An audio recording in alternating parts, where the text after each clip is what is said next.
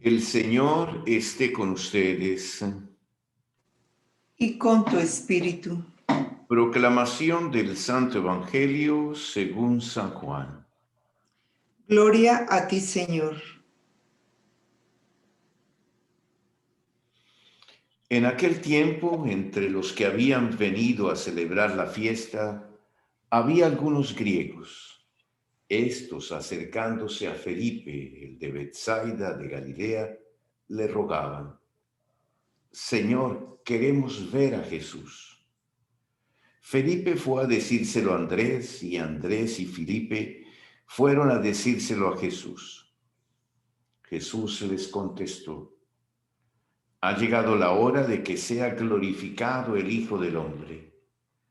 En verdad os digo, si el grano de trigo no cae en tierra y muere, quedará infecundo, pero si muere, dará mucho fruto. El que se ama a sí mismo se pierde, y el que se aborrece a sí mismo en este mundo se guardará para la vida eterna. El que quiera servirme, que me siga, y donde esté yo, allí también estará mi servidor. A quien me sirva, el Padre lo honrará. Ahora mi alma está agitada, ¿y qué diré? Padre, líbrame de esta hora. Pero si por esto he venido para esta hora, Padre, glorifica tu nombre. Entonces vino una voz del cielo: lo he glorificado y volveré a glorificarlo. La gente que estaba allí y lo oyó decía que había sido un trueno. Otros decían que le había hablado un ángel. Jesús tomó la palabra y dijo: esta voz no ha venido por mí, sino por vosotros. Ahora va a ser juzgado el mundo. Ahora el príncipe de este mundo va a ser echado fuera. Y cuando yo sea elevado sobre la tierra, atraeré a todos hacia mí. Esto lo decía, dando a entender la muerte de que iba a morir. Palabra del Señor. Gloria a ti, Señor Jesús. Nos podemos sentar un momento para rever un tanto nuestras lecturas del día de hoy. El Evangelio de San Juan está llegando al fin de su primera parte, es decir, del ministerio propiamente de Jesús. Y a partir del capítulo 13 vamos a entrar en la preparación para la pasión y la pasión misma, la muerte y la resurrección. Toda esta parte del misterio pascual comienza en el capítulo 13. Y Jesús está preparando a sus discípulos para ello. Pero esta última escena, digamos, antes de entrar en el lavatorio de los pies y ya los preámbulos de la cena, nos coloca enfrente de algo que aparece en el corazón de unos griegos que vienen al templo, que vienen, digamos, a encontrarse con ese Dios de Israel, ese Dios de la historia, ese Dios que se cultúa allí. Y son judíos en cierta manera, prosélitos, son llamados así, aquellos que venían de otros países y que adquirían la religión judaica. Es decir, son amigos de la fe. Y es aquí precisamente en donde aparece uno de los deseos más grandes que aparecen desde el inicio del Evangelio de San Juan. Queremos ver Jesús. Ver en el sentido precisamente ya no solo de escuchar. No se trata de un Dios que solamente escuchamos. Es un Dios también que podemos verlo, contemplarlo. Y en Jesús eso es posible porque es la expresión humana de la presencia de Dios en el mundo. O sea que ya en Jesús podemos llegar a contemplar el verdadero rostro de Dios. En Jesús Dios se expresa de una manera humana. Y es aquí en donde ellos intervienen del lado de los apóstoles para que los apóstoles los lleven a Jesús. Es una de las misiones más hermosas que se puede tener, poder hablar con Jesús y mostrar que hay mucha gente que lo quiere encontrar, que lo busca, y llevar a la gente a este encuentro con Jesús personal, ya no solo de escucha de la palabra, sino de la vivir la experiencia de la presencia de Jesús y del rostro humano de Jesús.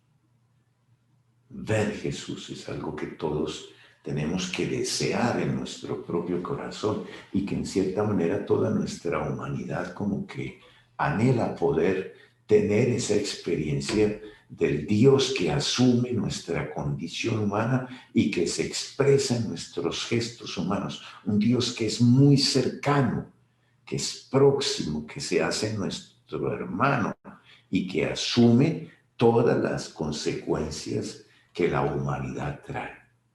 Y es por eso que este Jesús comienza a hablar de su pasión de una cierta manera y nos enfrenta a algo muy importante. Este Jesús que aparece allí nos muestra un rostro de Dios que cambia absolutamente todas las percepciones que se tenían de él. Es un Dios que es vulnerable en la persona de Jesús. Jesús está enfrente de algo que todos un día tenemos que enfrentar, la muerte. Y está ahí para tal vez mostrarnos cómo en medio de esa vulnerabilidad, en medio de esa fragilidad de la condición humana, se puede glorificar a Dios.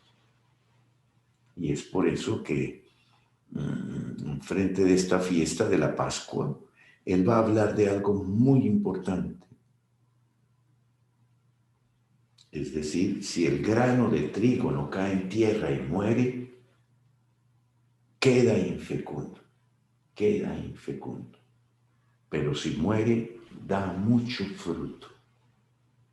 Es algo que es importante comprender de manera existencial en nuestra vida, ¿no?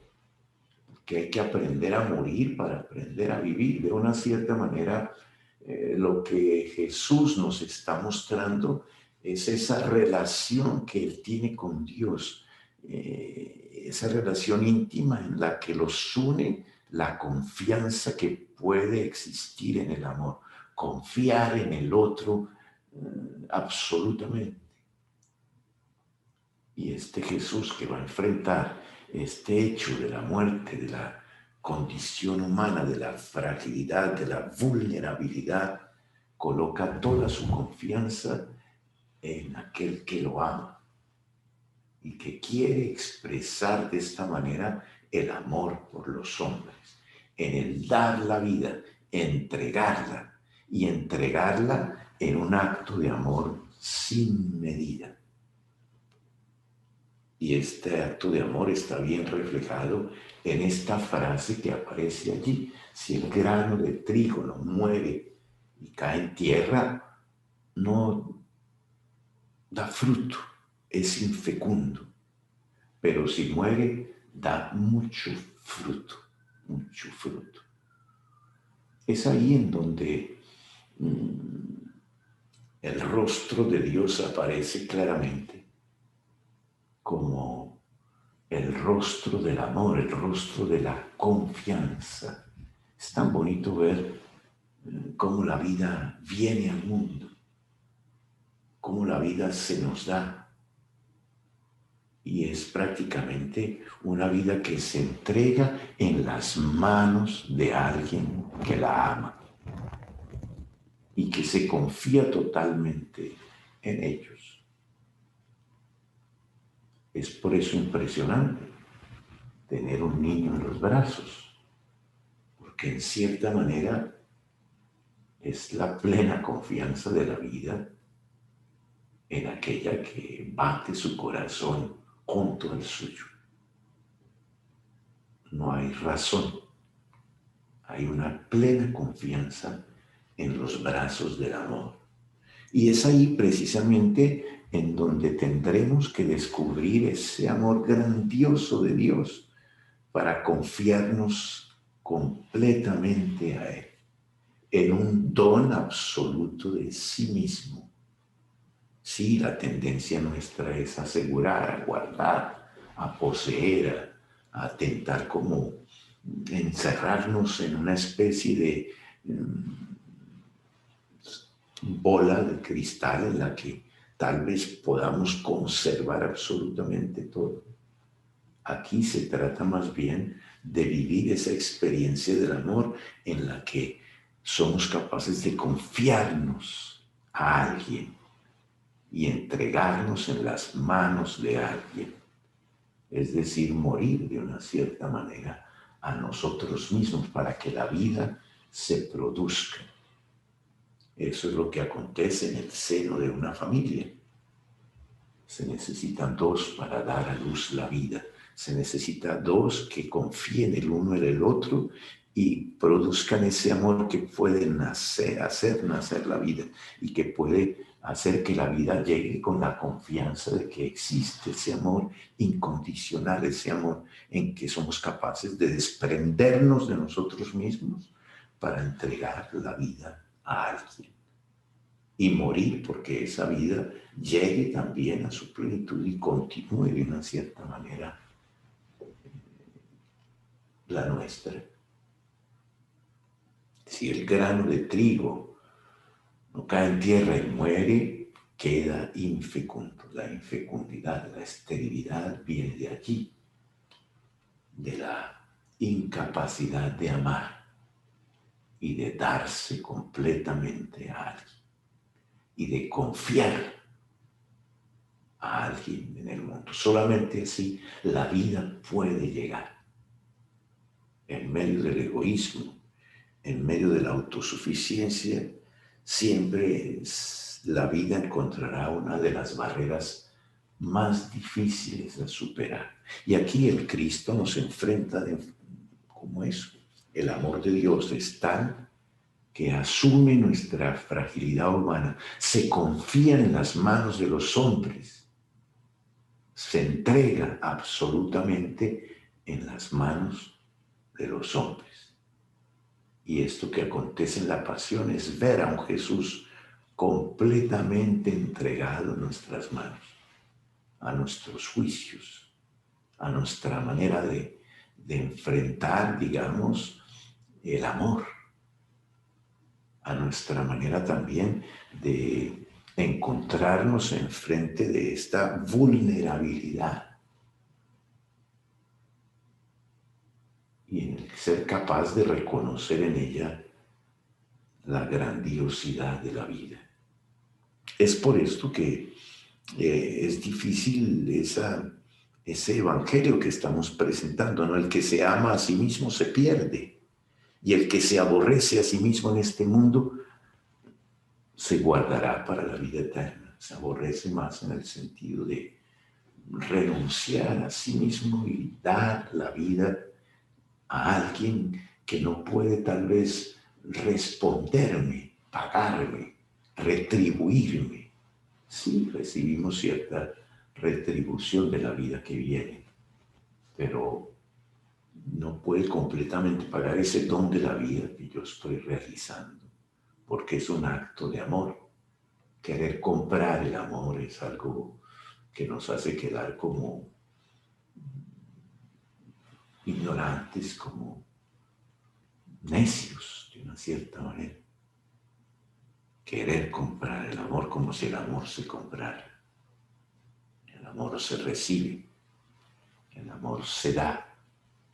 El amor es como la confianza de alguien que coloca su vida en nuestras manos. Por eso, el que quiera servirme, que me siga. Porque donde esté yo, allí también estará mi servidor y el Padre lo honrará. Es por eso en este contexto en el que se habla precisamente de la glorificación. ¿Y cuándo se da esa glorificación de Jesús? en el momento en que es levantado en la cruz. O sea que llega a mostrarnos toda la vulnerabilidad de la vida y cómo en medio de esa vulnerabilidad se nos pide la confianza plena en Dios mismo, con la conciencia de haberlo entregado todo y haber amado sin medida. Entrar en este amor es confiarse en las manos de Dios. No hay nada que pueda asegurarnos, absolutamente nada. Y este es el verdadero rostro de Dios al cual, digamos, Jesús nos quiere llevar, mostrar. Queremos ver a Jesús, conocer en el sentido de tener la experiencia de Él. Es ahí en donde todas las lecturas tienen su sentido, ¿no?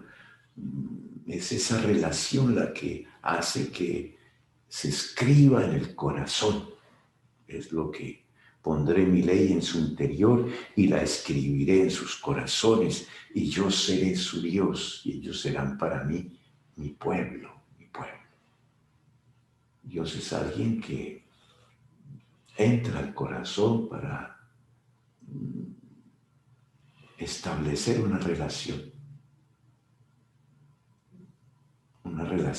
de confianza. Sé confiar a alguien. Yo creo que es una de las realidades más difíciles a realizar hoy, pero es algo en lo cual se define nuestra fe. Poder llegar a la experiencia de este amor que nos lleva precisamente a comprender el amor de Dios. Confiar no significa perder, significa ganar. Confiar no significa que alguien venga para sacarnos algo, no. Confiar significa enriquecerse con la presencia del otro en un amor verdadero.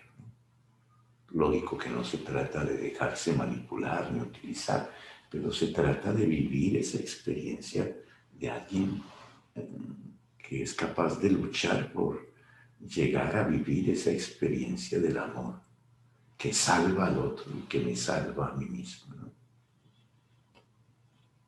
Por eso vamos a ofrecer esta Eucaristía, porque Dios nos dé la gracia sobre todo de escribir en el corazón de alguien y de escribir de una manera tal que quede allí dentro esa presencia, ese don de sí que hacemos, porque es un don verdadero en el que no hay fingimiento, en el que estamos amando en la profundidad en la que el amor, en la que Dios puede estar presente. La experiencia de amor es una experiencia de Dios. No es solo una experiencia entre dos. No es solo un contrato. No es solo un doy para que me des. No es solo una especie de acuerdo, ¿no? La experiencia del amor es una experiencia de una cierta manera interior, en la que se juega la capacidad de entregar mi vida en las manos de alguien. Ofrezcamos entonces nuestra Eucaristía y pidámosle a Dios que queremos ver su rostro, conocer eso que hay en su interior, entrar en esa realidad del amor misericordioso de Dios nuestro Padre y del misterio de este encuentro, de esta relación que ilumina el misterio también de nuestra vida, de nuestra manera de darnos, de entregarnos, de entrar en relación, de nuestra manera también de configurar una comunidad y de vivir con ella.